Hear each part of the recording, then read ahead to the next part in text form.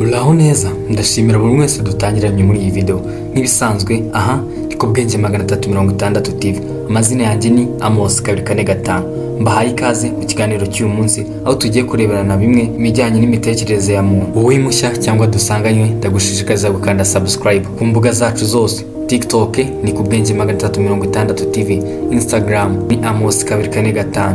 Ibi byose ni ukugira ngo mujye mudukurikirana mu biganiro byacu bya buri munsi byiza kandi biryoheye amatwi. Uyu munsi tugiye kureba ku kintu kimwe cy'ingenzi cyane ku mitekerereze ya muntu. Ese ni ibihe bintu bituma umuntu adatekereza neza? Ibyo byose nibyo tugiye kurebera hamwe muri iyi video, muri iki kiganiro tugiye kugirana. Mbere na mbere, mu buzima bwa buri munsi abantu benshi bibaza impamvu ari igihe bumva umutwe uremereye, ibitekerezo bikajya hirya no hino, cyangwa ugasanga umuntu afata ibyemezo adatekereje neza. Nubwo ubwonko bwacu ari kimwe mu bice bikomeye cyane by'umubiri, hari ibintu byinshi bihora bigira ingaruka ku buryo tubasha gutekereza, gufata ibyemezo no kwibanda ku byo dukora. Ubushakashatsi bw'abahanga mu mitekerereze n'imikoreshereze y'ubwonko bwerekana ko ubwonko bw'umuntu budakora nk'amashini idahagarara, ahubwo bukenera ibitunga byiza, umutuzo, gukira umunaniro no kugira amakuru atuma dukomeza gutekereza neza. Ibyo bintu bidahari, umuntu ashobora kwibona atagifite imbaraga zo gutekereza mu mucyo, agafata ibyemezo bibi, yibagirwa byinshi, cyangwa akarangwa n'amakosa menshi mu buzima. Wowe tukiri kumwe,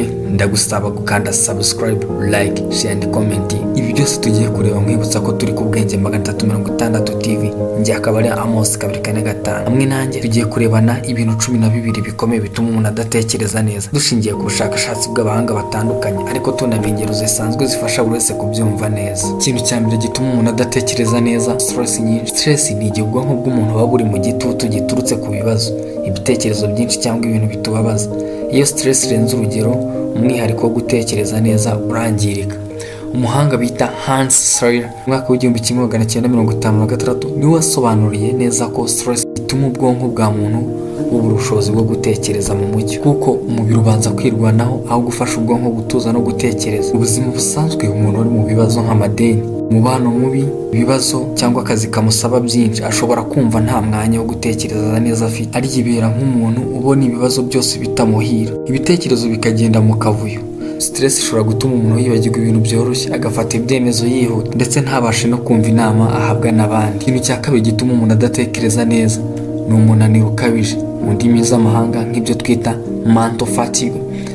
Umunaniro ni igihe ubwonko bwakoreshejwe cyane bigatuma butakaza imbaraga. Mu mwaka wa 2010 umuhanga Dr. Makola Samuel yerekanye ko umunaniro ukabije utuma ubushobozi bwo gutekereza bugabanuka, ndetse umuntu agatangira gukora amakosa menshi. Iyo umuntu akora amasaha menshi adahagarara cyangwa yiga iminsi myinshi adaha ubwonko umwanya wo kuruhuka, ibitekerezo bye bigenda bigabanuka. Nk'urugero twafata abanyeshuri biga amasaha 12 ku munsi, abacuruzi bakora amanywa na nijoro, cyangwa abantu bafite imirimo ibasaba gukoresha ubwonko buri munsi cyangwa buri segonda.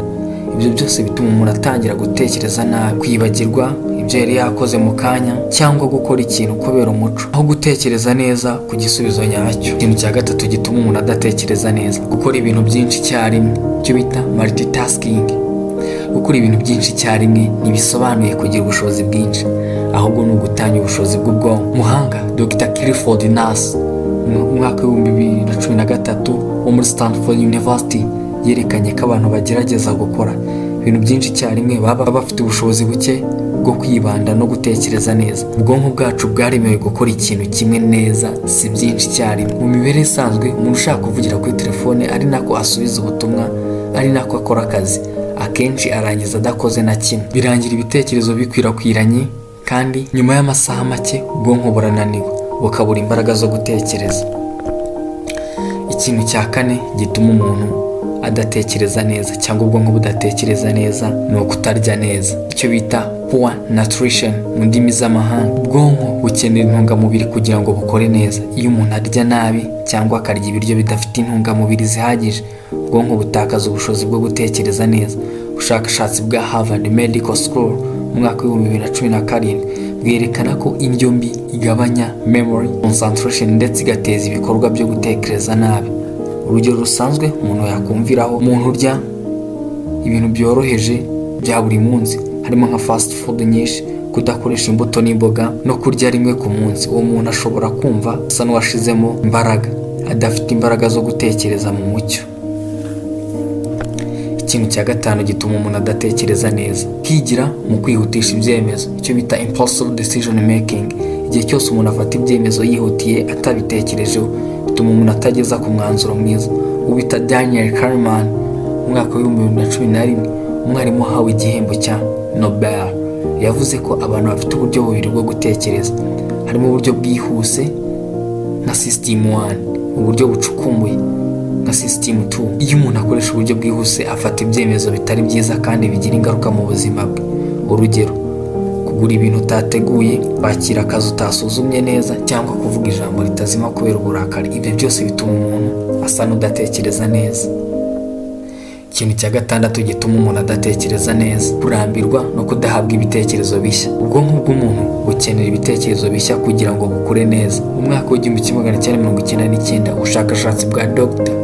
Mariam Diamond bwerekanye ko ubwonko bw'abantu buhawe ibisobanuro bishya, kwiga no gukora ibikorwa bishya bukura neza.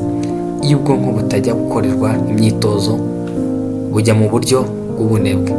Urugero: abantu batiga, batagendera mu bindi bihugu, batumva ibiganiro, batagira ibyo basoma, akenshi baba batakigira ubumenyi bushya, bityo ubwonko bwabo bukaba butagitekereza mu buryo burambuye. Ikintu cya karindwi gituma umuntu adatekereza neza ni inzoga n'ibindi biyobyabwenge. Inzoga zigabanya ubushobozi bw'ubwonko bwo gutekereza neza. Umuhanga Wilson and Hamilton mu mwaka wa 2003 berekanye ko inzoga zigabanya memory, reasoning n'ubushobozi bwo guhitamo neza. Urugero: umuntu unywa inzoga nyinshi ashobora kuvuga ibintu atatekerejeho, gufata icyemezo kidakwiye, cyangwa kugira amakosa menshi mu buzima bwa buri munsi. Ikintu cya 8 gituma umuntu adatekereza neza ni amarangamutima akabije, icyo bita depression. Igihe umuntu afite agahinda kenshi cyangwa ubwoba burenze, ubwonko butakaza ubushobozi bwo gutekereza neza. Umuhanga Aaron Beck mu mwaka wa 1967, se wa cognitive therapy, yerekanye ko depression ituma umuntu atekereza ibintu byose mu buryo bubi, ntashobore gukora reasoning nzima. Anxiety nayo itera ibitekerezo guhagarika gutekereza neza. Urugero: umuntu iyo ahuye n'ikigeragezo cy'imibereho akumva ko nta gisubizo afite mu gihe cy'akazi cyangwa isuzuma, aba asa n'uwabuze imbaraga zo gutekereza. Ikintu cya 9 gituma umuntu adatekereza neza: ikibazo cyo kumva umutwe urushya, mental overload. Iyo ubwonko bwakira amakuru menshi cyane, amakuru yo kuri social media, WhatsApp, ibyo wumva ku kazi, ibyo wumva mu muryango, ubwonko butinya guhitamo ibikenewe. Umuhanga Dr. Alvin Toffler mu mwaka wa 1970 yabise information overload. Urugero: umuntu uhorana internet, ibitekerezo, notification buri segonda, ntashobora gutekereza kuko ubwonko butabona umwanya wo gutuza. Ikintu cya 10 gituma umuntu adatekereza neza: kubura umutekano w'amarangamutima, emotional instability mu ndimi z'amahanga.